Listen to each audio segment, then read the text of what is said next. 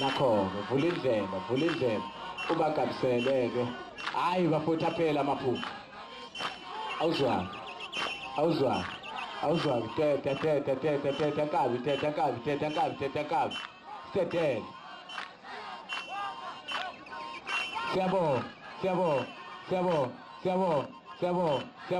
siyabonga mase sinenkosi yethu la sesikhombise kanjalo thina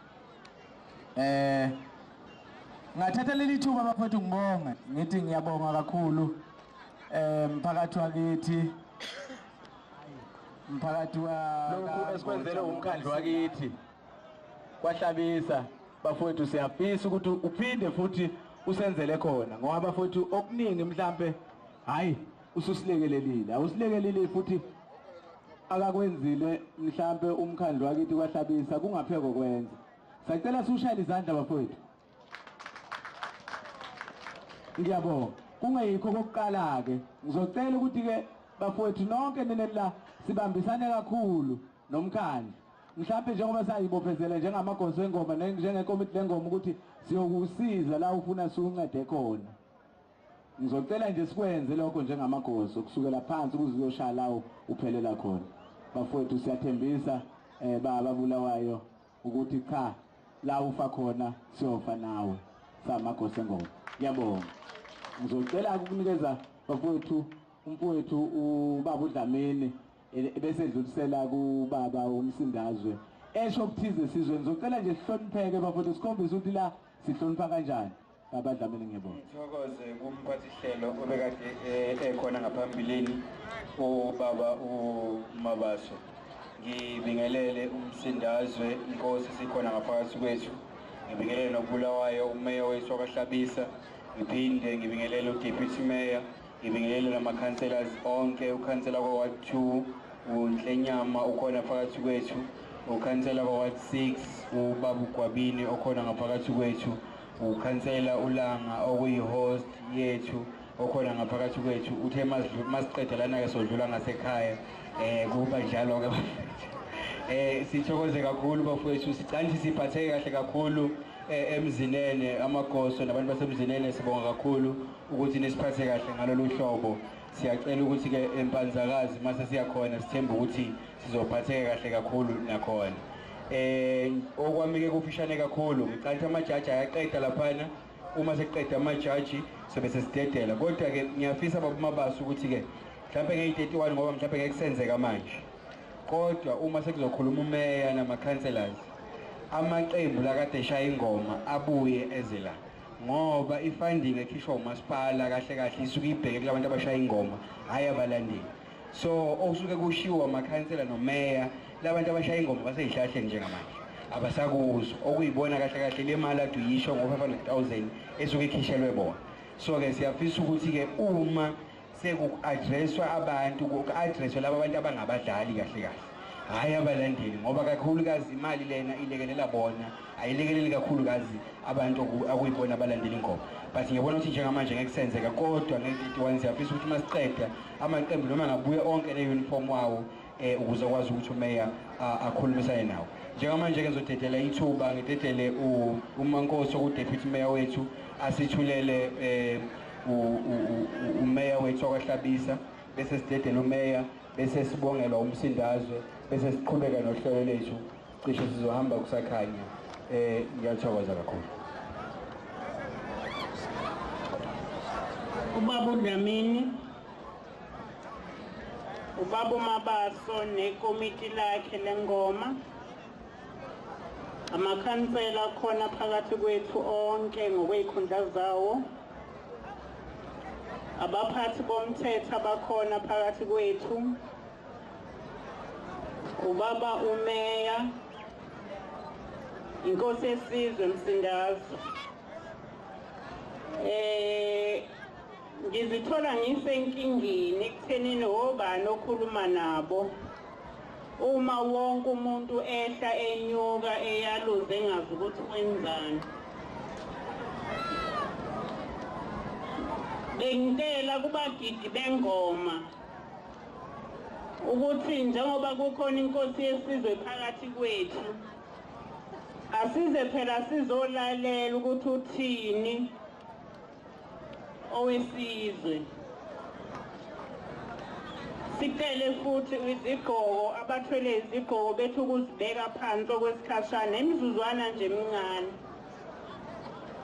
Angifisi-ke ukudla ithuba lenu, ngiyabona ukuthi senixakekile. Phakathi kwethu njengoba beseshilo ubaba uMabaso sinobaba umeya.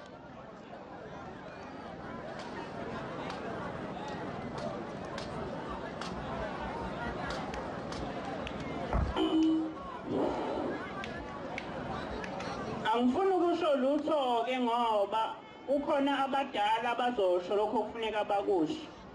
Kodwa nje kubantu basemzinene kungenzeka ukuthi kakhulukazi abamazi ubaba umeya. Ngifisa-ke ukunethulela nje undodana wenu owalapha eduze enkosini uBulawayo. Uthisha omkhulu-ke kwesinye sama-high school esenza kahle, okusho ukuthi naye wenza kahle. uye lo osikhiphile ofisini wathi asize la sizojabulisa umphakathi wamakhosi njengoba vele siwumasipala owakhela amakhosi amathathu. Bulawayo ngifisa ukuma nje lapho ngisho ukuthi amakhansela onke akwaHlabisa athi mayisehlangene avuma ngazwi linye ukuthi imeya lomkhandlu makube ubaba uHlabisa. Kodwa ngaphezu kwakho konke phela siyazi ukuthi singena lapha yana ngokwezigqoko zamaqembu. Ngiyoba ngenzanga ke kahle uma ngingasho ukuthi iqembu leNkatha Freedom Party lathi nalo mahlangene labuka ukuthi uyena mfana lo esingamthuma ukuthi agijime abe ubuso bomkhandlu. Angifisike ukusho ukuthi njengoba lapha nje babuye bamkhetha futhi kwaZulu Natal waba unobhala weprovince. Ngikhuluma ke ngenethulela unobhala weprovince eqenjini leNkatha Freedom Party Bulawayo. Angibonge kakhulu uDeputy Mayor oqeda kungithula ngikhuleke enkosini yesizwe umsindazwe. Ngibingelele kumakhansela ahloniphekile, ukhansela ubaba uLanga, ukhansela umama uNhlenyama, ukhansela umfowethu uZungu. Ngibingelele kwabagcina umthetho abaholwa umphathi wesiteshi salapha ezibayeni umama uXulu nethimba lonke elelekelela ezokuphepha elikhona la, abasebenzi bonke bomkhandlu abaholwa umunicipal manager uDokotela uMthembu. Ngibingelele kumfowethu uMabaso usihlalo wekomiti lengoma, yiwonke amalunga yekomiti lengoma, amagosa, abafowethu akade begida ingoma kumaqembu ahlukene ebekade siwabukela namhlanje, amajaji ethu asenzela umsebenzi okuyiwona esihlangene ngawo, bese ke kuba ke umphakathi wonke wezizwe zamakhosi osekela lobuciko ekade kukhonjiswa izinsizwa zakithi namhlanje. Ngithatha leli thuba ke egameni lomkhandlu ukuba okokuqala noma sazi ukuthi senza umsebenzi wethu enasithuma wona, kodwa siyafisa ukuzwakalisa ukuthokoza kwethu okokuqala kinina baba uMabaso nekomiti lakho nabo bonke abaphathi bengoma namagosa, ibanga elide esesilihambile nani. Nizokhumbula singena kulomkhandlu ngo-2011 izinguquko esesikwaze ukwedlula kuzo silamakhansela kanye nani. Nizokukhumbula konke, angizukubala ngoba sivamise ukuxoxa kusukela emajajini elali balilodwa kuze kube kuleli zinga esikulo, nalo lonke uhlelo lokuqikelela ukuthi ubuciko lobu enikuthandayo nobuyifa lenu sibuthuthukise kuze kube kuleli zinga osekukulo manje. Umfowethu kuMabaso ushilo ukuthi lo nyaka nje uwodwa msindazwe ngoSeptember sibeke ingoma ngemali emu-190,000. Amagosa nabaphathi bengoma yimali ehlala ezandleni iningi layo ngaphandle kwaleso kiqasha amathende abozoqopha isound kodwa iningi layo ihlale ezandleni zabo bayibone ukuthi nansi imali njengoba futhi nakulokhu umsindazwe njengoba kuDisemba imali engu-310,000 iningi layo izohlala ezandleni zabo uma sesiphethe ingoma yangoLwesihlanu ma uhlanganisa imali kaSeptember nemali yamanje ngoDisemba yenza u-500,000 okuwuhafu wemiliyoni ngesizulu asizisoli-ke Makhosa mfowethu Mabaso bagidi bengoma mphakathi wamakhosi ukuthi sifakelani le mali engaka kulobuciko okokuqala siyazi ukuthi yinto enithandayo le ngoba isho ubunina futhi isho into eligugu kini siyayisibone obaba abadala abangomkhulu nomama asebeya ukuba ngogogo behlale usuku lonke sibone ukuthi uma kugidwa ingoma bakhumbula izinsuku zabo zobusha yingakho behlala lize liyoshona ilanga behlalele uthuli behlalele futhi nelanga elishisa kakhulu ngiyafisa ke ukusho ukuthi Msindazwe nani nonke sizwe zamakhosi komiti lengoma njengoba lamakhansela luwabona ehlala nani othulini ehlale nani ilanga libalele kusukela ekuseni lize liyoshona adele isikhathi angabe nasaphumula ngaso kodwa azoba yingxenye yenu yingenxa yokuthi ayayithanda lento eniyenzayo futhi kwanani ayanithanda uqobo lwenu futhi okubanga ukuthi lamakhansela azohlala lana ukuthi azibophezela ngo-2011 ukuthi azoba zisebenzi zenu bese ngeso lawo ebhekisisa lokhu enifisa ukubona kuthuthuka kuya phambili ngiyafisa-ke ukusho ukuthi nangonyaka ozayo ngoSeptember uma ningasibuyisela ekubeni sibe ngamakhansela siyophinde futhi sibeke ingoma enkulukazi kunesiyibeke ngoSeptember walonyaka esisuka kuwona leyo futhi siyoqinisekisa ukuthi simema abakwa-television ngayo yonke indlela ukuze lobu buciko kudayiseke kwaziwe umhlaba ongaphandle kwendawo yakwaHlabisa ngiyafisa-ke ukuthi sengizoya ngasephetheni sibonge kakhulu kubantu abasha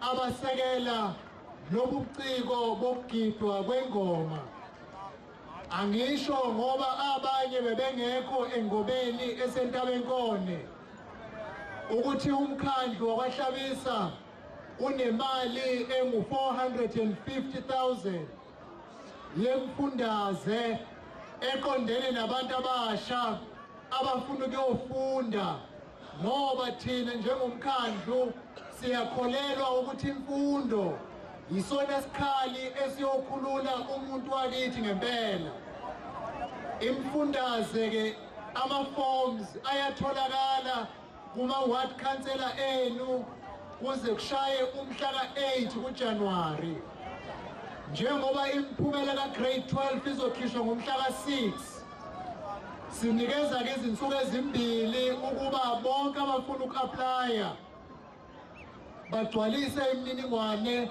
bese beletha-ke ama-application forms kwamasipala ngomhla ka-8 ngomhla ka-11 ikomiti liyohlala bese-ke likhipha imfundaze ukuze labo abafuna ukuyofunda baqhubekele ukuba bawuthuthukisa ulwazi lwabo emkhakheni ehlukene yezemfundo ngiyafisa-ke ukuphinda ngisho ukuthi imiklomelo yanamhlanje lowo ozothola unumber 1 uzothola u-8,000 rand ozothola unumber 2 athole u-6,000 rand ozothola unumber 3 athole u5,000 rand, ozothola unumber 4 athole u4,000 rand, ozothola unumber 5 athole u3,000 rand, bese kuthi ozothola inombolo yesithupha kuze kufike kunumber 10 bazothola umthoba nhliziyo ka1,000 rand. Asibongeke ukuthi kuze kube lesi sikhathi ngisenzele lo mcimbi waba nokuthula nengoma yokugcina yomhla ka31 ezoba sempanzakazi.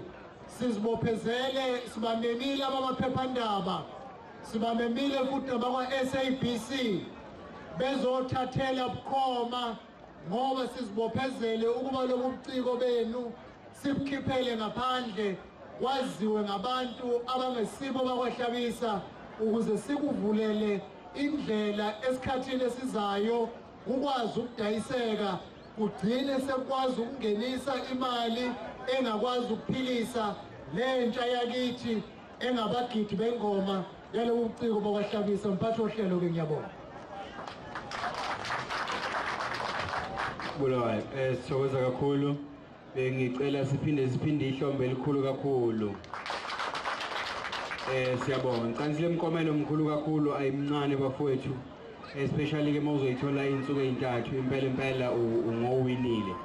Ngicela ukuthatha leli thuba ngoba amajaji aseqedile nginikeze umsindazwe mhlawumbe asibongele njengenkosi yethu yendawo. Umuntu uthatha leli thuba lokuba anibongele egameni lethu. Sibonga kumasipala, sibonga kumeya ngomsebenzi osowenziwe. Ngicabanga ukuthi okukhulu nakho konke ukuthi meya kufanele uhlale phansi uxoxe leli siko elenzane elithuthukisayo liuqhubeka kwethu. Uma sibona liyaluza kanje uyasho khona bese ishiye khona makosa. Ngoba kufuneka uma sekukhulunywa bese kuthiwa umdletshe uthe noma kuthiwa uHlabisa uthe kade khona phakathi kwethu. Semqoka ukuthi uma sekukhulunywa abantu mabasondele ukuze sizwe ukuthi umasipala wethu siphatheleni sasa. Okwesibili, ngiyafisa nina bakwethu ukuthi inazise ukuthi ngonyaka ozayo akusezuma umasipala kaHlabisa kuphela. Sozoba uHlabisa no Big 5. Lo masipala uzobe usuhlangene. Ngiyacabanga ukuthi nezipho uxhasa lo msebenzi uzobe umkhulu kakhulu. Ngoba kufanele kubuye ngeso elibanzi lokuthi ungenziwa kanjani abakwamqobokazi, abakwanibele, abakwamakhasa nabo bakwazi ukuthuthukisa leli khono lokhokho bethu. Okwesine ukuthi usemqoka ukuba senze sizoba nomhlangano ngomhla ka8. Umhlangano uzoba phakathi kwamakhosi ayisithupha azokwakhela umasipala.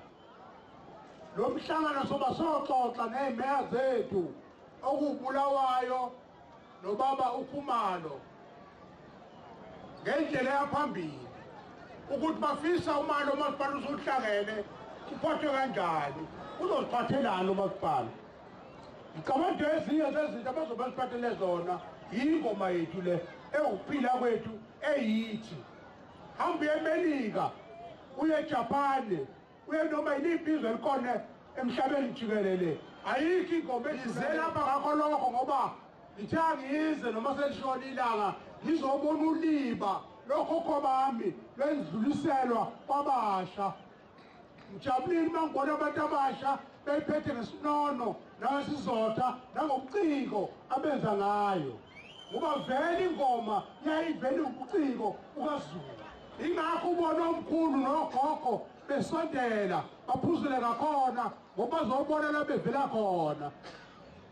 Sethemba Bulawayo uzothi uma senikhuluma nathi singamakhosi enu nishele ukuthi okunye nisiphathele khona ikuphi. Noma niyicelela nithi ke ngiyacela ukuba ngosinyaka ozayo uma sekuvotwa sinibuyisele sonibuyisela ngezinto ey'phathekayo yizo lezi enzenzayo ezosenza sihlale njalo sibone ukuthi nabo abantu abaziyo abangeke uma bekhuluma ngekusasa bese bebukela phansi ingoma yethu bese bebukela phansi thina nemvelaphi yethu. Semqoka ukuthi uphathe umuntu owaziyo ukuthi mvelaphi ngiyaphi uqonde kuphi. Uma ungazazi namhlanje ngeke uzazi kusasa, ngeke futhi ulazi ngomuso lwakho. Semqoka-ke ukuba ngibabona beyenza lento. Okwakugcina ngikhuluma kakhulu, ube ngikhuluma kakhulu ngoba ngifaka isigqaba ube ngibona ukhuluma kanjani. Okwakugcina kokuba ngibonge ey'nsizweni ey'hlala le eGoli bengengaya kuzona eGoli, ngibona ukuthula okuba kwenzile. Sizamile singamakhosi akhele uHlabisa, uMtubatuba, uNongoma, inquthu ukuba sibahambele eGoli siyoxoxa nabo ukuba bayeke ukubulalana. Siyabonga ukuba bahloniphile, ngiyabonga indlela abangimukele ngayo ngathi ngiseGoli, ngiyabonga kakhulu kunina ukwenza kwenu. Ngiyafisa nangonyaka lo esowuqala siqale kanjalo siyiphathe kanjalo. Ngiyafisa ukufisela omkhulu abafowethu odadewethu abantwana bethu unyaka omusha. Ngifisela umasipala wethu unyaka omusha nezibusiso. Siyafisa ukungaqala lo nyaka siwenze ube isibusiso ukuba siyiphathe kahle.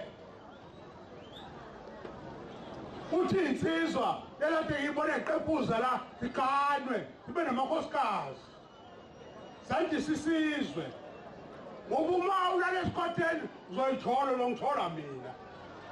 Kodwa uma wenza into eqondile uthatha iy'ngane zabantu ulobole uganwe, hhayi uzomthola umdletshe ejabulile. Ngiyafisa ukusho kulawathi yonke into yasemdletsheni kulezi nsuku ubona imishado, ubona imemulo, ubona konke okuhle ezweni lobabamkhulu. Ngiyanibonga sizwe sobabamkhulu, ngiyanibonga sizongotsha ibambisene nathi ekwenzeni indawo yethu ibe indawo emnandi enempumelelo. Happy New Year! Ngiyanibonga labadletshe, noma seniphindele emsebenzini kayisizwe zami nisho ukuthi ngishithe Happy New Year. Ngifisela uwambolisa uma sanibonanga asibheke abakwena okhokho bakho basibhekele nina apha enisebenza khona uba inini enisenza sikhuluphane uma suke sinibona izisu zethu zikukhumana namacala ethu iy'nhlupho zethu zithi uqhela ube sesiqhamuka nina nifika nemali. Msindazi, sithokoze kakhulu kumsindazwe. Benganakile umsindazwe kodwa sengiyabona manje cha zinhle ngempela intombi umsindazwe cha benganakile. Ngicabanga ukuthi-ke sesifike emapheselweni-ke angempela bafowethu, amaphupho asephele kwangempela, amajaji ethu athi aseqedile. Mhlambe-ke engizokwenza ngizobe sengicela ikomiti libuyele ngale kwentambo bese kwenzeka ngenjwayelo.